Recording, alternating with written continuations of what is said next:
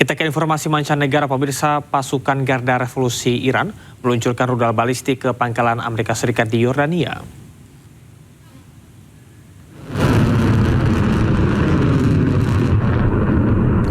Iran merilis peluncuran rudal dan drone dari gelombang 25 operasi Nasr 2 yang ditembakkan ke pangkalan Faisal dan Prince Hassan milik Amerika Serikat di Yordania. Sebelumnya, serangan rudal Iran yang menargetkan pangkalan Amerika Serikat di Yordania menewaskan 2 prajurit Amerika Serikat. Serangan ini juga merupakan serangan balasan yang dilakukan oleh Amerika Serikat di wilayah Iran.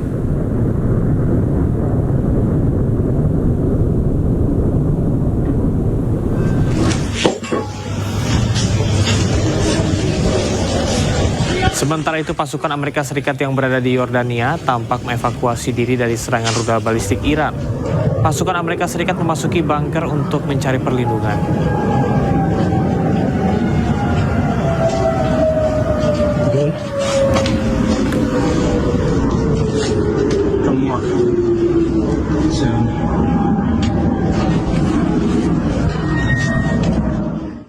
Pemirsa, Amerika Serikat melancarkan gelombang serangan baru terhadap Iran di hari ke-12.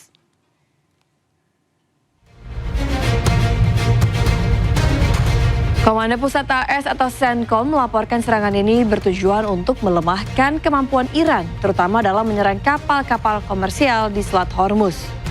Amerika Serikat menargetkan kota pesisir selatan Bushehr, termasuk situs gardu listrik di kawasan hingga memicu ledakan. Sementara itu, Wakil Gubernur Provinsi Khuzestan menuturkan serangan rudal AS juga menghantam sebuah lokasi di pinggiran kota Andimeshk.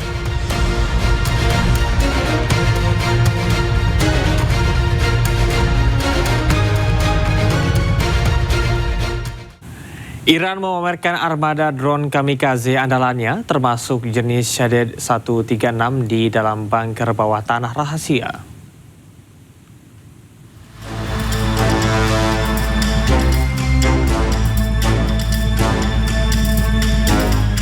Video yang dirilis pasukan Garda Revolusi Islam Iran sebagai bentuk propaganda dan pesan peringatan di tengah eskalasi konflik yang memanas dengan Amerika Serikat. Iran memperlihatkan ratusan drone kamikaze berjejer rapih di dalam bunker yang tersembunyi jauh di bawah tanah. Langkah pamer kekuatan ini bertepatan dengan aksi saling balas serangan antara Iran dan Amerika Serikat, di mana pangkalan militer Amerika Serikat dan aset sekutunya di Kuwait serta Yordania menjadi target operasi serangan drone Iran.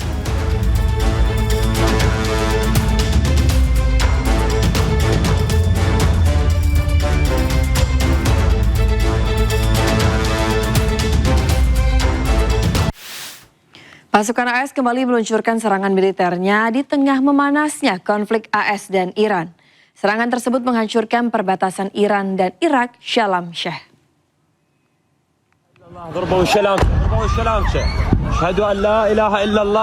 Sebuah rekaman video amatir memperlihatkan momen ketika bom AS menghantam Shalom Sheikh, titik perbatasan darat utama antara Iran dan Irak.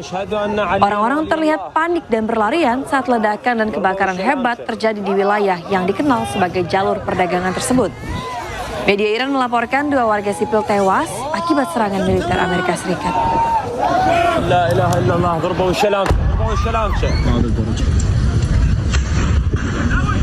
Akibat serangan militer Amerika Serikat di perbatasan Iran-Irak, 2 orang dilaporkan tewas dan 11 orang luka-luka.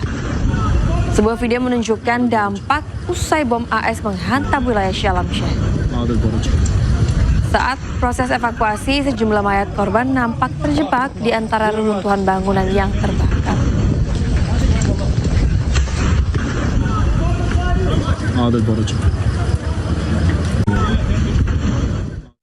Kebakaran hebat menghantam Bandara Bordeaux, Prancis. 2 petugas pemadam kebakaran gugur saat berjuang menaklukkan si jago merah.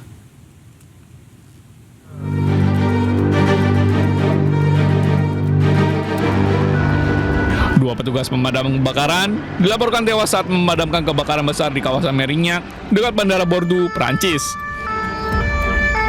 Rekaman video menunjukkan kobaran api besar disertai kepulan asap hitam membumbung tinggi ke langit. Sejumlah mobil pemadam dan tim darurat bergegas menuju lokasi untuk mengendalikan api yang terus membesar. Kebakaran dilaporkan terjadi pada Selasa siang waktu setempat. Saat petugas sedang menangani insiden kebakaran sebuah bangunan yang berada di dekat area bandara. 2 petugas gugur dalam operasi tersebut. Akibat kebakaran, sejumlah penerbangan di bandara mengalami keterlambatan. Sementara akses ke beberapa kawasan di sekitarnya dibatasi demi keselamatan.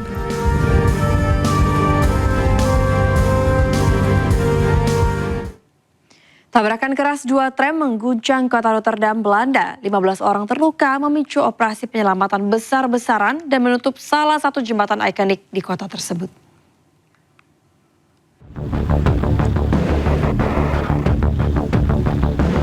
Dua tram milik operator transportasi RIT bertabrakan di atas jembatan Erasmus Rotterdam, Belanda, menyebabkan 15 orang terluka.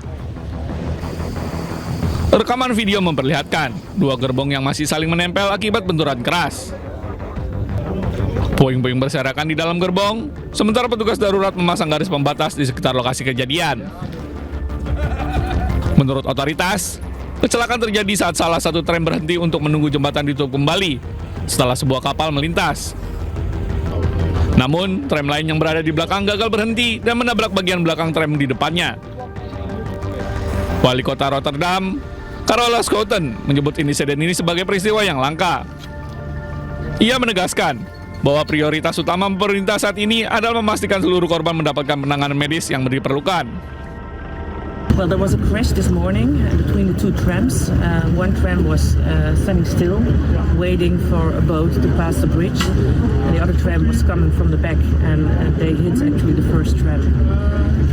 And this is rare, but the main focus for us now is on the ones who were in the tram, who were injured.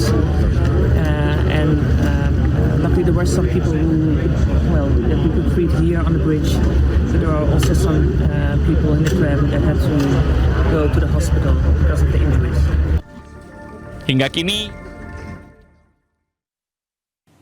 Rumah adat khas Kalimantan, Huma Betang, dibangun di kawasan Kota Palangkaraya. Selain menjadi daya tarik pariwisata, rumah ini menjadi simbol untuk menjaga nilai-nilai luhur.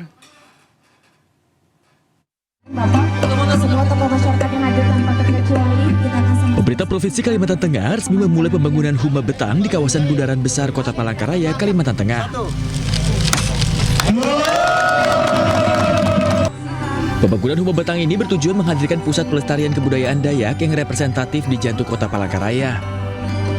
Kehadirannya diharapkan menjadi sarana edukasi, pelestarian nilai-nilai budaya sekaligus memperkuat identitas Kalimantan Tengah. Kami buat kita meletakkan ini untuk bagaimana artinya keragaman, artinya kebersamaan, artinya toleransi, artinya gotong royong di situ. Kami tentu lagi generasi terus untuk menjaga itu tujuannya. Jangan sampai tergerus dengan digitalisasi, dengan globalisasi, apalagi dunia tidak sabar menentukan. Selain menjadi daya tarik pariwisata, pembangunan rumah di atas lahan seluas sekitar 4 hektar ini diharapkan menjadi simbol persatuan masyarakat Dayak. Ditargetkan rampung dalam waktu 2 tahun, rumah ini menjadi cerminan nilai gotong royong, kebersamaan, dan toleransi yang diwariskan kepada generasi muda. Dari Palangkaraya, Kalimantan Tengah, Ade Sata, A News melaporkan.